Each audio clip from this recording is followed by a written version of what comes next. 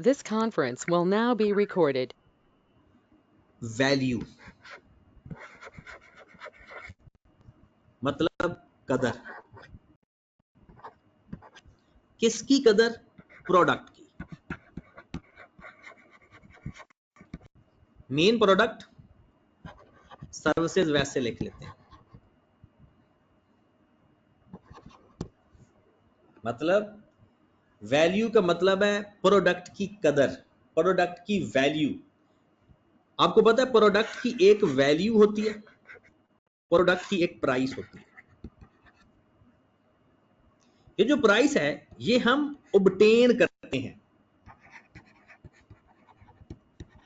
और वैल्यू हम प्रोवाइड करते हैं।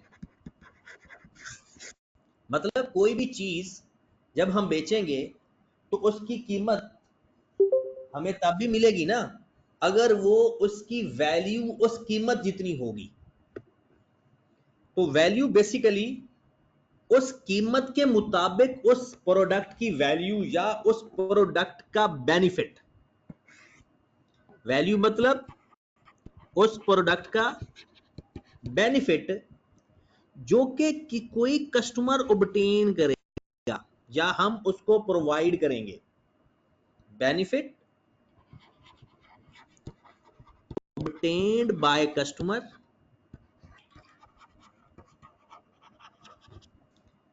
from product या सर्विस।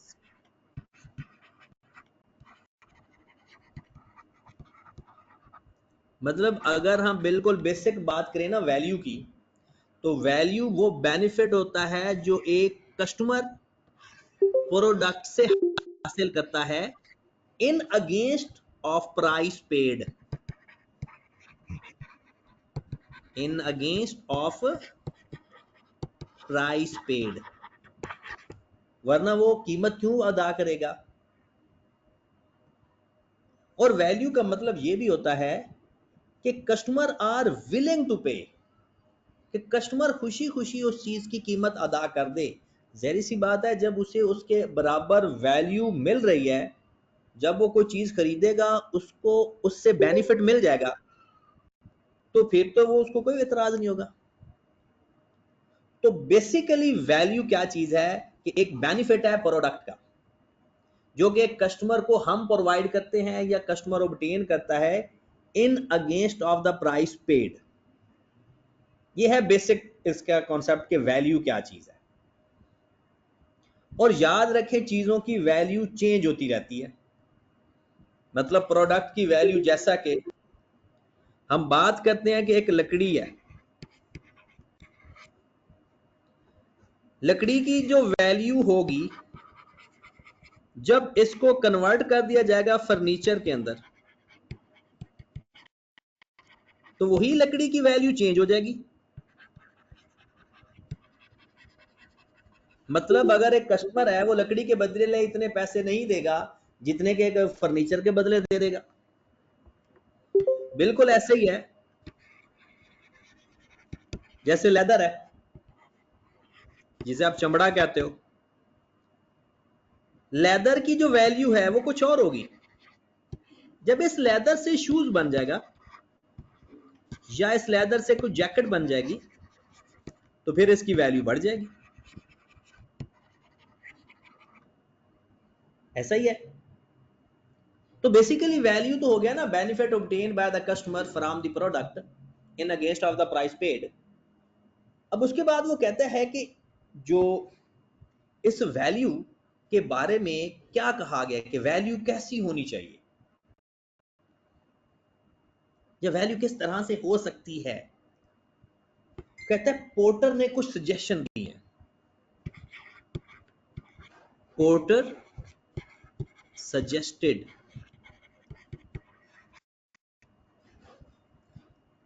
About value. सिर्फ वैल्यू की बात कर रहे हैं। वो कहता है कि जनाब वैल्यू दो टाइप की होती हैं मेन। नंबर वन, वो कहता है कि एक ऐसी चीज जिसे हम कहते हैं, वो कहते हैं उसका नाम अगर आप लिखना चाहते हो ना, cost leadership strategy.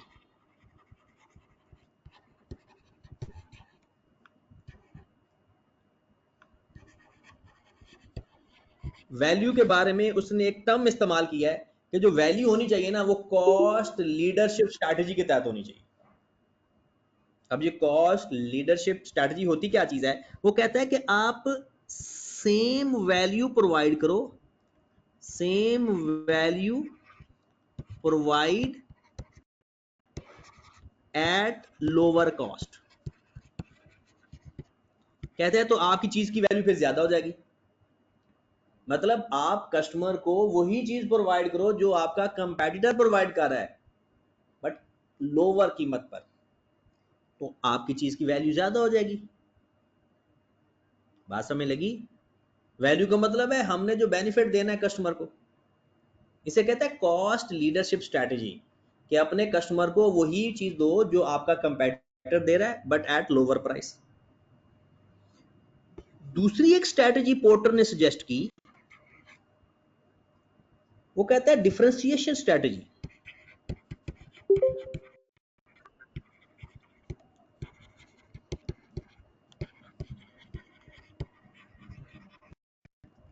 Differentiation strategy वो कहता है कि आप ऐसा करो कि जो आपने कस्टमर को चीजें दी हैं वो अगर आप हाई प्राइस पे देना चाहते हो, लो कॉस्ट में नहीं देना चाहते, तो फिर उसकी वैल्यू बढ़ा दो। कहता है आप provide high value product at high price. अगर आप ज्यादा कीमत लेना चाहते हो और कस्टमर खुशी खुशी वो पे करना चाहेगा, तो कब? अगर आपने अपनी उस प्रोडक्ट की वैल्यू में कुछ चीजें ऐड कर दी, मतलब उसकी क्वालिटी के लिहाज से क्वालिटी बेहतर कर दो, उसी चीज की क्वालिटी बेहतर कर दो, कीमत ज्यादा ले लो। डिजाइन, डिजाइन, अच्छा डिजाइन का मतलब कुछ लोग समझते हैं कि फिजिकल अपीयरेंस, और डिजाइन का मतलब फिजिकल अपीयरेंस नहीं होता। डिजाइन के और भी बड़े मतलब होते हैं, जैसा कि इजी टू यूज है, कस्टमर खरीदने में कंफर्टेबल है, कस्टमर की जो एक्सेस में है। तो डिजाइन का मतलब ये हरगिज नहीं होता कि सिर्फ उसकी वो फिजिकल अपीयरेंस है, बल्कि डिजाइन अंदर मतलब डिजाइन का मतलब उसकी फीचर्स चेंज बढ़ा दे। तो इसे हम कहते हैं डिफरेंशिएशन स्ट्रेटजी, मतलब कुछ डिफरेंट हो आपकी प्रोडक्ट के अंदर। कॉस्ट लीडरशिप में सेम वैल्यू लोअर कॉस्ट पे, और डिफरेंशिएशन में अगर आपने हाई प्राइस चार्ज करनी है तो हाई वैल्यू प्रोडक्ट प्रोवाइड करें अपने कस्टमर को। डन। तीसरे नंबर पर पोर्टर ने कहा कि भाई जो वैल्यू होती है ना, वैल्यू दो टाइप की होती है। एक को कहते हैं रियल वैल्यू, एक को कहते हैं परसीव्ड वैल्यू। पेपर में सवाल आ सकता है कि जी रियल वैल्यू कौन सी होती है और परसीव्ड वैल्यू कौन सी होती है। अच्छा जनाब, एक तो ये होती है ना, रियल वैल्यू का मतलब है कि उस प्रोडक्ट की वो असल में भी वो वैल्यू है जैसे वो है। एक होता है कि जैसे ब्रांड नेम है,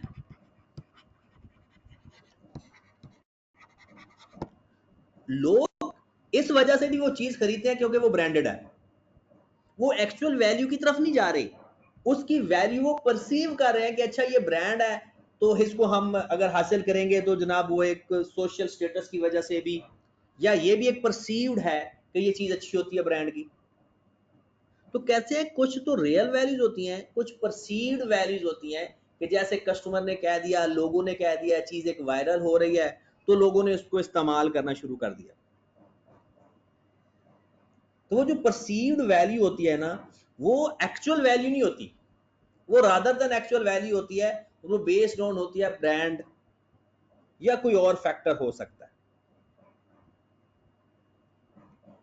फिर दूसरा वो कहता है कि जो आपकी वैल्यू है ना, वो डिपेंड करती है दो चीजों के ऊपर, एक तो क्वालिटी के ऊपर और दूसरा डिजाइन के ऊपर। डिजाइन का मतलब उसकी फीचर, कि कितनी कौन कौन सी उसके अंदर फीचर है। जैसे अगर आप एक सेल फोन खरीदते हो तो एक बंदा कहता है जनाब इसका कैमरा अच्छा है, ये डिजाइन है उसका। वो कहता है कि जनाब इसमें at the same time video call हो जाती है और साथ आप शेयर कर सकते हो चीजें। आपके मोबाइल में कोई ये फीचर है तो ये भी उसके डिजाइन में आ जाता है। तो कहते हैं कि वैल्यू डिपेंड करती है दो चीजों पे, एक तो उसकी क्वालिटी के ऊपर, दूसरा उसकी फीचर्स के ऊपर कि जो आपके कंपिटेटर के अंदर वो चीजें नहीं है। दूसरा एक बात, वैल्यू रियल भी हो सकती है और परसीव भी हो सकती है। फिर पोर्टर ने यह भी कहा है कि आप डिफरेंशिएशन स्ट्रेटजी के ऊपर आप अपनी वैल्यू प्रोवाइड करें, मतलब हाई वैल्यू प्रोडक्ट प्रोवाइड करके हाई वैल्यू चार्ज कर लें। फिर वैल्यू कॉस्ट लीडरशिप क्या होती है कि सेम वैल्यू आप प्रोवाइड करें at the high price, sorry low price. फिर वैल्यू होता क्या है कि benefit obtained by the customer from the product. Okay की बात, ये सिर्फ वैल्यू के बारे में हमने पढ़ा। अब नेक्स्ट है वैल्यू चेन। पेपर में ना इसके 3 सवाल होते हैं, तो मिक्स ना कर देना कहीं कि वो पूछे कोई और चीज और आप कुछ और बता दें। वैल्यू चेन का मतलब है कि जो आपकी प्रोडक्ट की वैल्यू है ना, वो चेंज होती रहती है at different stages.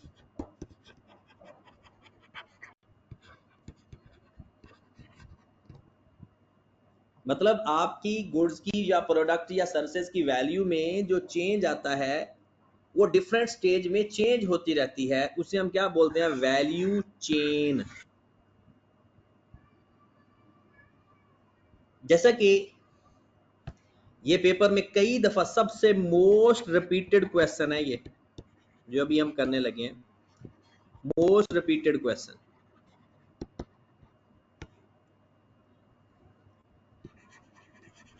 Value chain 2 type की होती है जो कि पोर्टर ने सजेस्ट की है। एक को कहते हैं प्राइमरी वैल्यू चेन,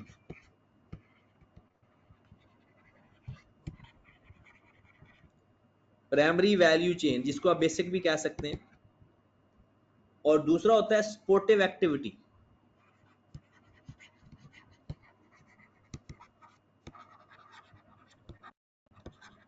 या इसको कहते हैं सेकेंडरी वैल्यू चेन। अब जो पहले हमने पढ़ा वो सिर्फ वैल्यू के बारे में पढ़ा, अब हम जो पढ़ने जा रहे हैं वो वैल्यू चेन है, और इसके बाद जो हम पढ़ेंगे वो पढ़ेंगे एडिंग वैल्यू। वैल्यू चेन और एडिंग वैल्यू में फर्क होता है। तो पहले हम बेसिक प्राइमरी वैल्यू चेन की तरफ आते हैं। कहते हैं जनाब भाई साहब कोई भी चीज है ना, या तो वो मैन्युफैक्चरर तैयार कर रहा होता है या वो रिटेलर के पास होती है चीज। तो बेसिक प्राइमरी वैल्यू चेन के अंदर ना ज्यादा डिस्कशन मैन्युफैक्चरर की है, लेकिन उसने डिफरेंशिएट नहीं किया, बल्कि उसने सिंपल ये लिखा है कि जनाब वो प्रोडक्ट या गुड्स से जो डील कर रहे होते हैं वो 2 टाइप के लोग होते हैं। Got it? हाँ जी। अब वो कहता है कि मेन वो मैन्युफैक्चरर को डिस्कस कर रहा है, तो आपने भी बस यही लिख देना है कि ये जो चेन ऑफ एक्टिविटी है ना, ये 2 तरह के बिजनेस में होती है। एक मैन्युफैक्चरर का बिजनेस भी हो सकता है और रिटेलर का भी हो सकता है। क्योंकि बात चलें, तो हम आगे चलते हैं। फिर वैल्यू चेन एक्टिविटी के अंदर सबसे पहले हम पढ़ने जा रहे हैं primary value chain.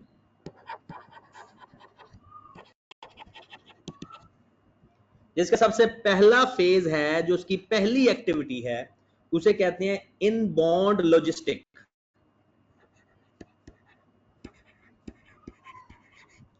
Inbound logistic.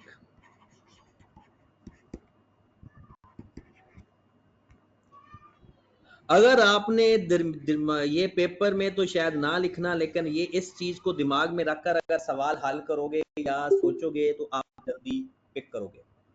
Inbound logistic का मतलब है कि आपने जो रॉ मटेरियल खरीदना है उसमें क्या क्या वैल्यू ऐड कर सकते हो, रॉ मटेरियल या परचेज। इनबाउंड लॉजिस्टिक का ताल्लुक है रॉ मटेरियल खरीदने के साथ। वो कहता है this activity concerned with the purchase of raw material. दूसरी एक्टिविटी है, बाद में मैं सारी बारी बारी डिस्कस करता हूं, प्राइमरी में ऑपरेशन। ऑपरेशन का ताल्लुक है वर्क इन प्रोसेस के साथ और फिनिश्ड गुड्स के साथ।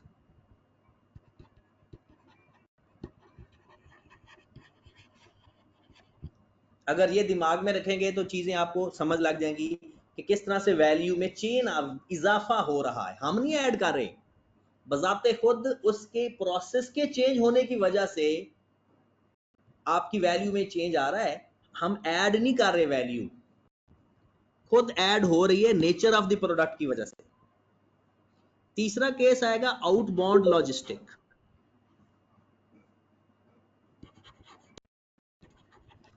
आउटबाउंड लॉजिस्टिक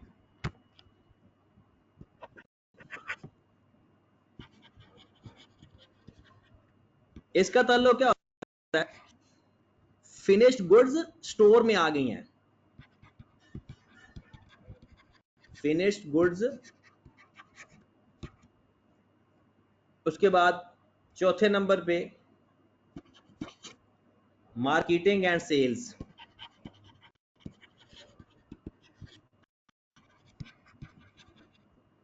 और पांचवें नंबर पे सर्विस।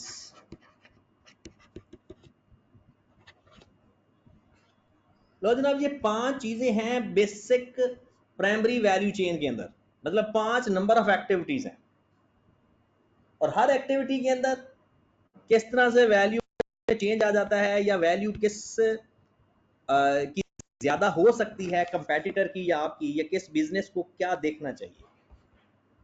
तो सबसे पहले बात करते हैं इनबाउंड लॉजिस्टिक की। कहते सबसे पहले ये activity concerned with the receiving end handling, receiving and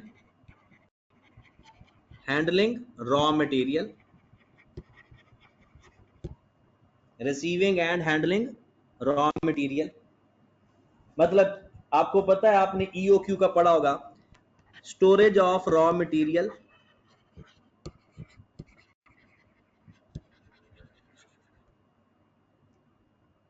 उसके बाद इसमें आ जाता है ट्रांसपोर्टेशन ऑफ रॉ मटेरियल। ये अगर रिटेलर है तो उसके लिए ये सारी बातें परचेज के लिए हो जाएंगी। इन्वेंट्री मैनेजमेंट,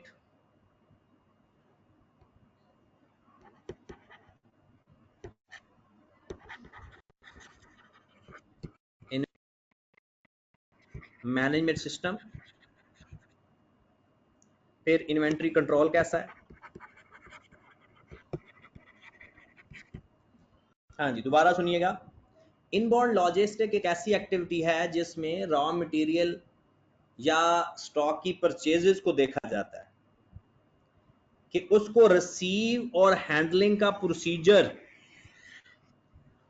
रिसीव करने में और हैंडलिंग में अगर एक बिजनेस के नॉर्मल लॉस या नॉर्मल लॉस हो जाते हैं तो उसके लिए तो नुकसानदेह, वैल्यू कम हो जाएगी। मतलब जिसका, जिस एंटिटी का, जिस बिजनेस का रॉ मटेरियल मतलब इन्वेंट्री का रिसीविंग और हैंडलिंग सिस्टम अच्छा है, स्टोरेज उनकी अच्छी है, रॉ मटेरियल जहां स्टोर किया हुआ है वहां पर वो चीजें खराब नहीं होती, transportation charges, inventory management system, मतलब जैसे आप क्यों नहीं कहते कि इकोनॉमिक ऑर्डर, क्वांटिटी, इस तरह की चीजें, और इन्वेंट्री का कंट्रोल कैसा है, वो कहता है कि उतनी ज्यादा वैल्यू ऐड हो जाएगी। यानी जिन लोगों की चीजें ज़ाया खराब हो जाती हैं, अगर वो आगे बनाएंगे तब भी खराब चीजें बनेंगी। दूसरा केस है मेरे भाई वर्क इन प्रोसेस। कहते हैं इस एक्टिविटी में क्या क्या चीजें देखी जाएंगी। तो जाहिर सी बात है इसमें आपकी मशीनिंग देखी जाएगी कि मशीनें कौन कौन सी हैं, क्या मशीनें प्रोडक्ट को सही बनाती हैं, मशीनिंग एक्टिविटी देखी जाएगी, असेंबली का तरीका देखा जाएगा कि चीजें तैयार होकर जब असेंबल होती हैं, पैकिंग का तरीका देखा जाएगा, टेस्टिंग सिस्टम क्या है,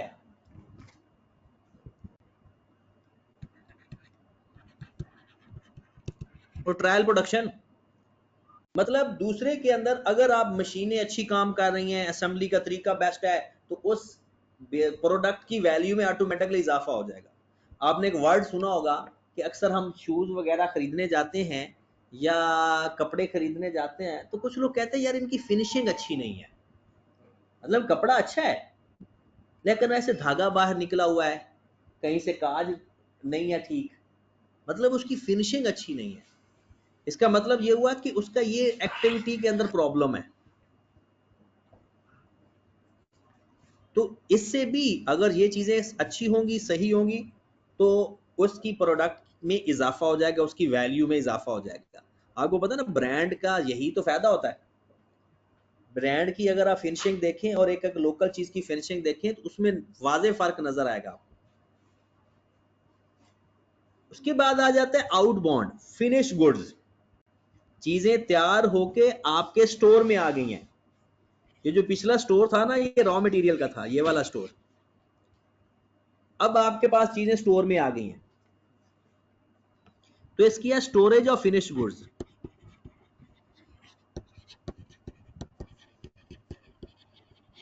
इसका मतलब क्या है कि गुड्स की स्टोरेज का सिस्टम कैसा है, फिर आप ये चीजें कस्टमर तक प्रोवाइड कैसे करते हैं, डिस्ट्रीब्यूशन। डिस्ट्रीब्यूशन का क्या मतलब है कि आप अपने आउटलेट तक चीजें कैसे भिजवाते हैं, या डिलीवरी टू कस्टमर का क्या सिस्टम आपने रखा हुआ है कि चीजें 6-6 दिन तक पड़ी रहती हैं। मतलब अगर ये चीजें देखिए, स्टोरेज अच्छा नहीं होगा तो बनी बनाई चीजें खराब होने का खतरा है। अगर चीजें, बात समझ लग रही है ना, और अगर डिस्ट्रीब्यूशन का मतलब है कि अपने डिफरेंट आउटलेट तक चीजें अगर नहीं सही पहुंचाते हो, टाइम पे नहीं पहुंचाते, या रास्ते में चीजें खराब होने के चांसेस हैं, तो भी मसला है, वैल्यू खराब हो जाएगी। और डिलीवरी टू कस्टमर का सिस्टम अगर आपका खराब है तो फिर भी रिलायबिलिटी खत्म हो जाएगी। फिर मार्केटिंग एंड सेल, ये तो आपको पता है। मार्केटिंग का मतलब यह है कि आप अपनी गुड्स कस्टमर को रिप्रेजेंट कैसे करते हो, आपकी गुड्स कस्टमर को अट्रैक्ट कैसे करेंगी, आप किस तरह से इंफॉर्मेशन प्रोवाइड करते हो, किस तरह से एडवर्टीजमेंट करते हो अपनी चीज की। और एडवर्टीजमेंट भी बड़ी ऐसी चीज है कि कुछ लोग एडवर्टीजमेंट को देखकर उस चीज को खरीदना चाहते हैं। फिर आपको क्या इस चीज का ख्याल है, 4P का, 4P मार्केटिंग मिक्स हमने पढ़ा है। मतलब उसकी प्राइस को किस तरह से आप शो करोगे, उस प्रोडक्ट की प्रमोशन कैसे करोगे, किस प्लेस के ऊपर होगी, कहां पर सेल होगी। तो मतलब इस एक्टिविटी में जिन लोगों की ये चीजें स्ट्रांग होंगी, जाहिर सी बात है उसको, उसकी कस्टमर की और उस प्रोडक्ट की वैल्यू में इजाफा हो जाएगा। फिर कस्टमर की ऑर्डर प्लेसिंग का क्या तरीका है, मतलब सेल भी है ना, ऑर्डर कैसे वो प्लेस करते हैं। तो ये सारी चीजें, मार्केटिंग कैसी करनी है, या ऑर्डर कैसे प्लेस करना है, या एडवर्टीजमेंट कैसी करनी है, जिस एंटिटी की प्रोडक्ट की ये चीजें ठीक होंगी उनकी वैल्यू ज्यादा होगी, जिनकी नहीं ठीक होंगी उनकी वैल्यू कम होगी। लेकिन फिलहाल हम पढ़ रहे हैं कि इन एक्टिविटी की वजह से, इन एक्टिविटी की वजह से आपकी वैल्यू चेंज होती है। जब वो रॉ मटेरियल की फॉर्म में था वैल्यू कुछ और हो जाएगी, ऑपरेशन में आएगा वैल्यू कुछ और हो जाएगी, चीज तैयार हो जाएगी तो उसकी वैल्यू कुछ और हो जाएगी। जैसे ही उसकी सेल बढ़ेगी और उसकी प्रमोशन होना शुरू हो जाएगी तो उसकी वैल्यू में और इजाफा हो जाएगा। And last stage is service. इस सर्विस का मतलब है आफ्टर सेल सर्विस। इसका मतलब क्या है? After sale service. अब आफ्टर सेल सर्विस में क्या क्या चीजें आती हैं? मतलब कि आप एक बंदे को एक मशीन देते हो, आप उससे कहते हो जी इंस्टॉलेशन सर्विस हम देते हैं फ्री में। इससे लोगों में एतमाद आएगा कि अच्छा यार अच्छे लोग हैं, खुद ही आकर मशीन इंस्टॉल करके दे रहे हैं। वारंटी, ताकि उनका एतमाद बढ़े कि आप कहते हैं जी भाई आप एक महीना जाकर इस्तेमाल करें, कोई मसला है तो हमारी जिम्मेदारी है। बाद में आप रिपेयर एंड मेंटेनेंस की सर्विस देने के लिए तैयार हो जाते हो। आपने अक्सर देखा होगा कि जो गाड़ियां वगैरह खरीदते हैं ना, वो कहते हैं जनाब हमारे शोरूम से 2 साल फ्री में आपने रिपेयर एंड मेंटेनेंस की सर्विस हम देते हैं।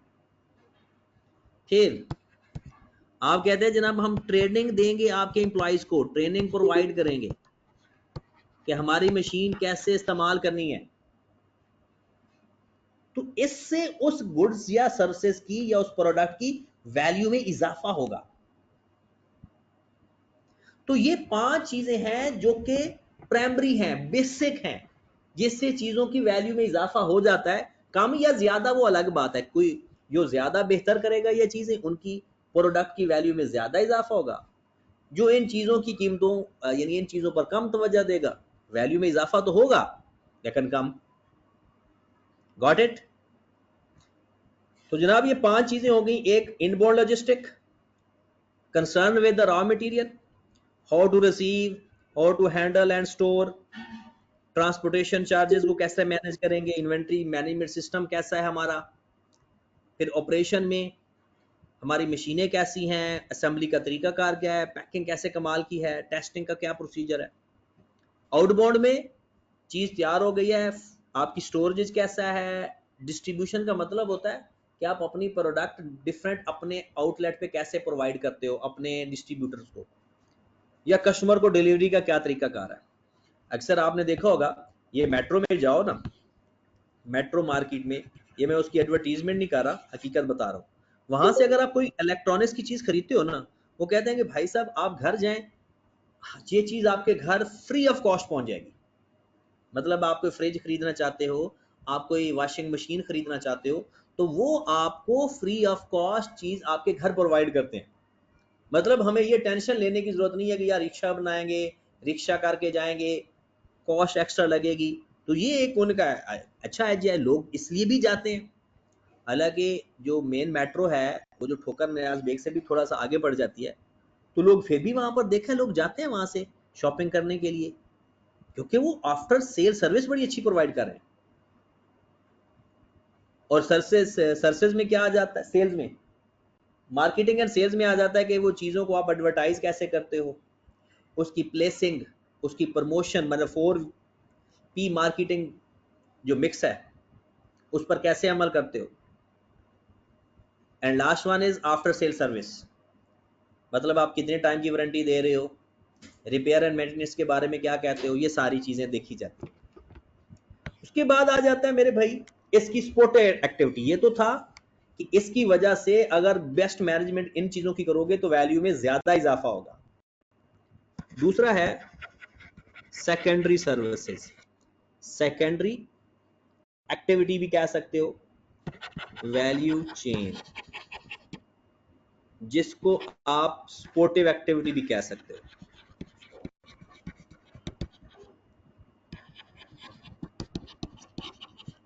मतलब ये डायरेक्ट लिंक टू प्रोडक्ट नहीं है, इनडायरेक्ट है। डायरेक्ट लिंक नहीं है, इनडायरेक्ट है। जैसा कि सबसे पहला इसमें आता है प्रोक्योरमेंट।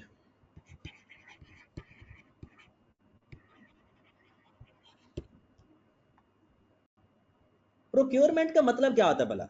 वो कहता है कि इसका मतलब होता है हम जब चीजें खरीदते हैं ना, जैसे इसमें सिर्फ गुड्स नहीं आती, मतलब हमारी ये एक्टिविटी कंसर्न करती है कि how to purchase the goods, how to purchase the resources of the entity. मतलब बाइंग, रिसोर्सेज। मिसाल के तौर पे कोई प्लांट खरीदना है, अच्छा प्लांट कम कीमत पे खरीदना चाहिए, ऑटोमेटिकली मतलब वैल्यू में इजाफा हो जाएगा, पर यूनिट कॉस्ट डेप्रिसिएशन कम पड़ेगी हमें। कोई आपने इक्विपमेंट खरीदना है, आपने रॉ मटेरियल खरीदना है। प्रोक्योरमेंट का मतलब होता है वो जो हम बिड्स करते हैं, वो जो हम एक परचेजिंग ऑर्डर तैयार करते हैं, वो किस तरह से करना चाहिए कि कम से कम कीमत हो। मतलब ये चीजें तब इससे वैल्यू ऐड होगी, add value when purchased at lower price.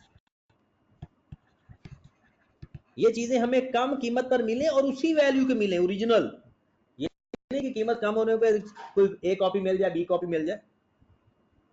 मतलब हम ऐसा कर सकते हैं कि ज्यादा ऑर्डर करके चीजें वो उसकी कीमत कम हो जाएगी, या कोई भी आपकी वो जो प्रेजेंटेशन होगी ऑर्डर प्लेस करने की, उस पर डिपेंड करता है। दूसरा टेक्नोलॉजी, ये तो आपको पता है इस टाइम पूरी दुनिया में सबसे आगे जा रहा है, टेक्नोलॉजी डेवलपमेंट।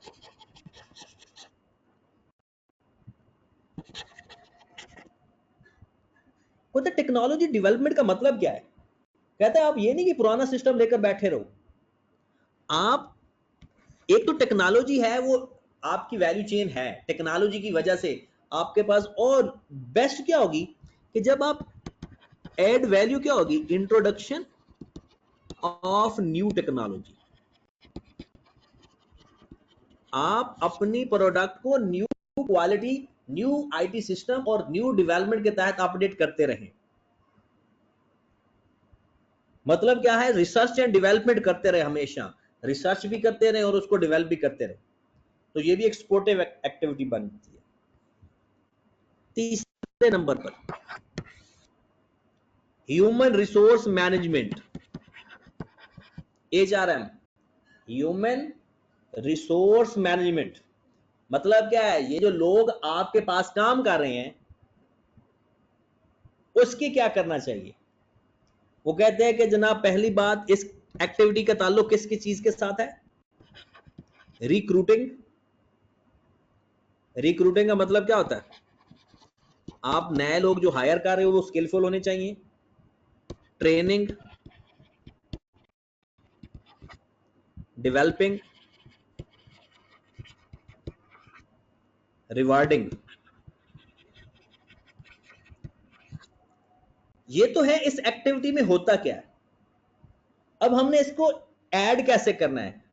वो कहता है कि जनाब ये जो ह्यूमन रिसोर्स आपने रिक्रूट करने हैं तो वो स्किलफुल होने चाहिए, प्रोफेशनल होने चाहिए, अपडेटेड ट्रेनिंग देनी चाहिए। मतलब न्यू टेक्नोलॉजी के तहत उसे ट्रेन और डेवलप करते रहें और उसको रिवार्ड करते रहे। रिवार्ड से मुराद है बोनस वगैरह देते रहे,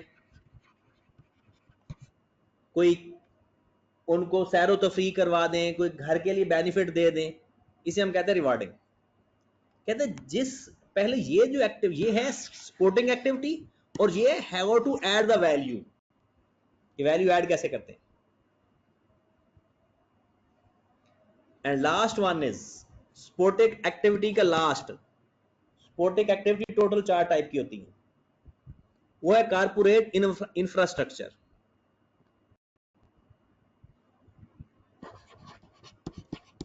कारपोरेट इंफ्रास्ट्रक्चर।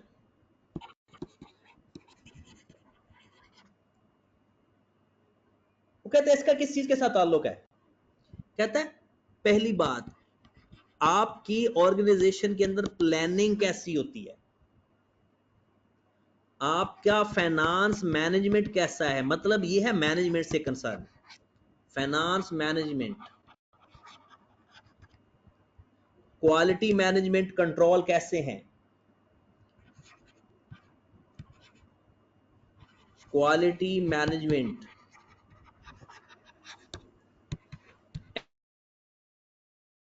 MIS कैसा है?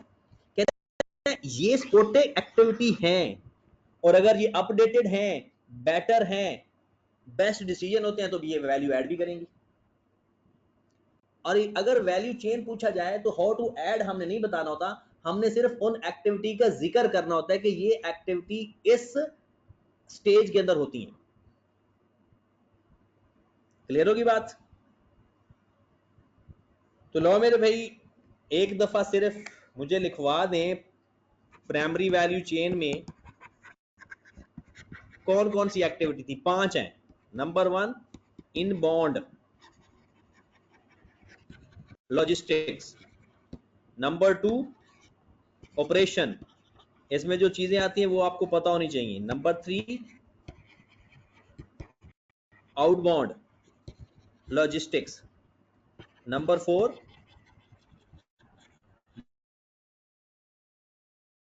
मार्केटिंग, एंड नंबर 5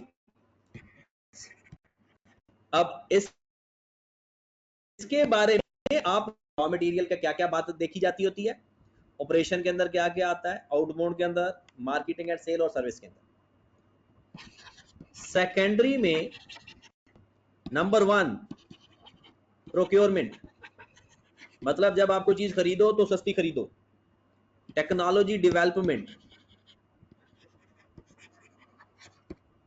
फिर ह्यूमन रिसोर्स मैनेजमेंट, जो लोग आपने रखे हुए हैं या जो लोग रखने हैं उनको ट्रेन करें, उनको रिवार्ड करें। ये उसके साथ, ये उसकी ऐड करने के तरीके डिफरेंट हैं, लेकिन जो एक्टिविटी में आता है वो बातें बतानी होती हैं। और चौथे नंबर पर इंफ्रास्ट्रक्चर। लो जनाब, ये आपका सवाल बहुत ही इंपॉर्टेंट है पेपर पॉइंट ऑफ व्यू से। अगर आप अपने पास पेपर के सवाल देखोगे तो सबसे ज्यादा ये सवाल आया होगा। ठीक है जनाब, तो कल इंशाल्लाह एक नेक्स्ट क्वेश्चन करेंगे और इसका एक पास पेपर के सवाल भी करेंगे। ओके जी, अपना ख्याल रखिएगा। अल्लाह हाफिज। इंफ्रास्ट्रक्चर में लास्ट चीज क्या बोलिए आप?